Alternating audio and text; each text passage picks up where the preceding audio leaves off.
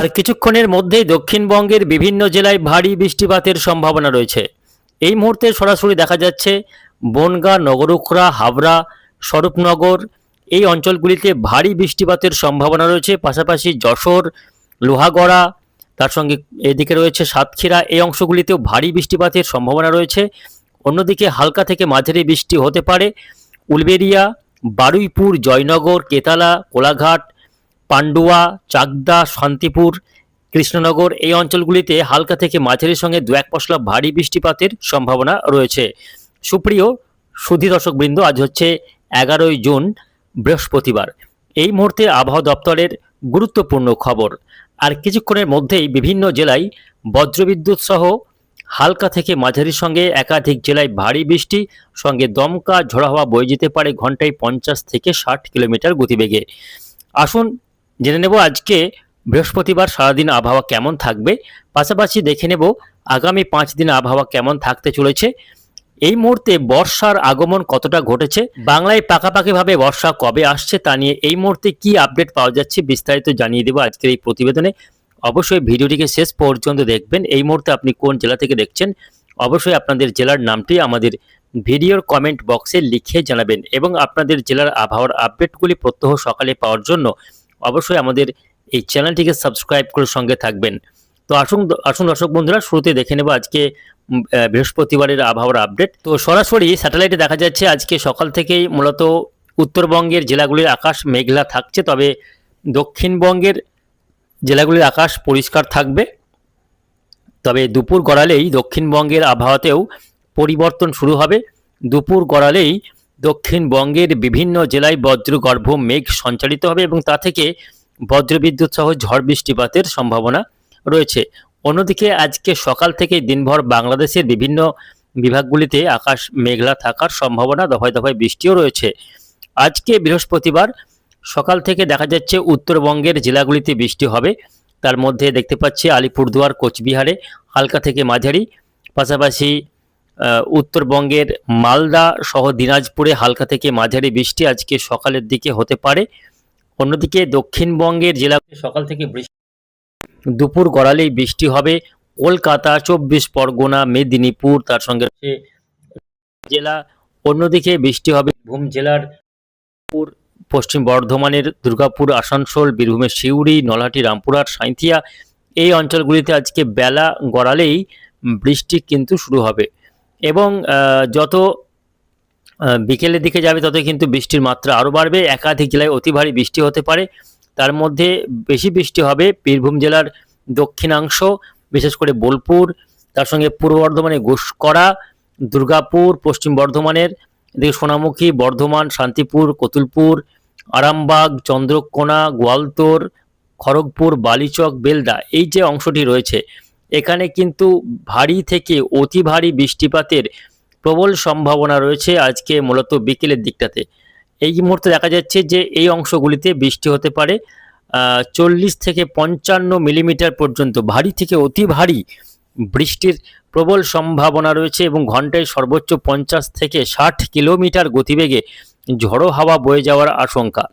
এমনকি উপকূলীয় অঞ্চলগুলিতেও দুর্যোগপূর্ণ আবহাওয়া তৈরি হতে পারে বলে সম্ভাবনা। উড়িষ্যা সংলগ্ন অঞ্চলগুলিতে আজকে ভারী বৃষ্টিপাতের যথেষ্ট সম্ভাবনা রয়েছে। কলকাতাতেও আজকে বেশ খানিকটা ভারী বৃষ্টি হয়ে যেতে পারে।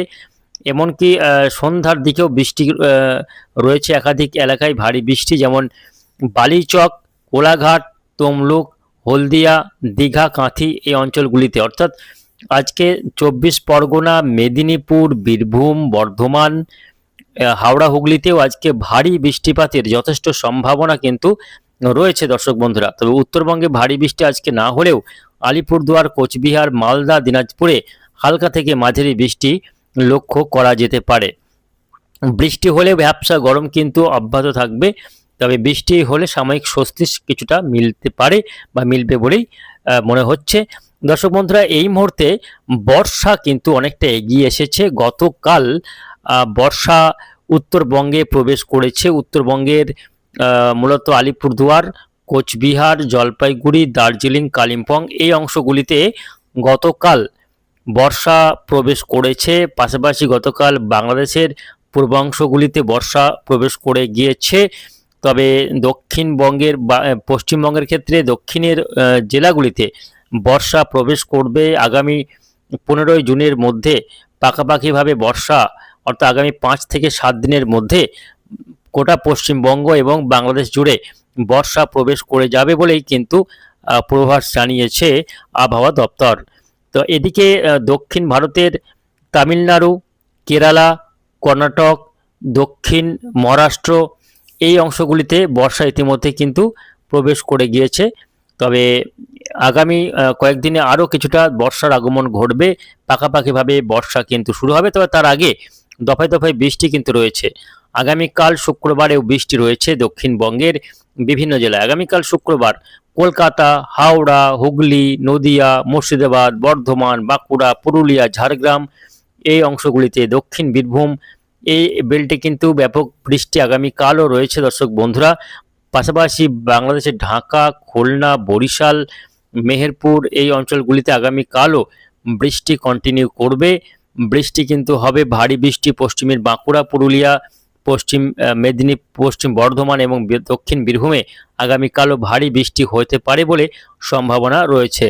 শনিবার দেখে নেব আবহাওয়া কেমন থাকবে। 13ই জুন শনিবারে আবহাওয়া পরিষ্কার থাকার সম্ভাবনা, বৃষ্টির সম্ভাবনা কম রয়েছে। 14ই জুন রবিবার দিন দেখা যাচ্ছে কলকাতা, 24 পরগনা, নদিয়াতে শনিবার দিন বৃষ্টি হবে দর্শক বন্ধুরা। তবে বাকি জেলাগুলিতে আকাশ পরিষ্কার থাকবে, আবার সামান্য তাপমাত্রা বাড়তে পারে। 15ই জুন সোমবার দিন সেক্ষেত্রেও দেখতে পাচ্ছি যে বৃষ্টির সম্ভাবনা তেমন নেই। 16ই জুন থেকে কিন্তু উত্তরবঙ্গের জেলাগুলিতে কিছুটা বৃষ্টি বাড়তে পারে, তবে দক্ষিণবঙ্গে বৃষ্টির সম্ভাবনা কম রয়েছে। 16 তারিখের পর থেকে বর্ষা ঢুকে পড়লে তারপর থেকে কিন্তু আবারও জোরদার বৃষ্টি শুরু হবে। মোটামুটি 17-18 থেকে পাকাপাকিভাবে বর্ষার যে বৃষ্টি সেটা কিন্তু শুরু হতে পারে। 17, 18, 19 এই দিনগুলিতে আবারও বর্ষা কিন্তু ভালো মুডে বাংলাতে তার খেল শুরু করতে পারে বলেই মনে করা হচ্ছে। তবে তার আগে আগামী 2-3 দিন এখনও বেশ খানিকটা ভ্যাপসা গরমে জেরবার হতে হবে বাংলার মানুষজনদের। এমনকি উপকূলীয় জেলাগুলিতে ভ্যাপসা গরমে অতিষ্ঠ হতে হবে। তবে যেখানে যেখানে বৃষ্টি হবে সেখানে সামান্য স্বস্তি মিলবে বলেই মনে করা হচ্ছে। তো বুঝতে পারছেন দর্শক বন্ধুরা, এই রয়েছে আগামী কয়েকদিনের আবহাওয়ার পরিস্থিতি। আবহাওয়াতে পরবর্তীতে কোনো পরিবর্তন হলে অবশ্যই আপনাদের জানিয়ে দেব। তার জন্য আমাদের এই চ্যানেলটিকে সাবস্ক্রাইব করে সঙ্গে থাকবেন। ধন্যবাদ।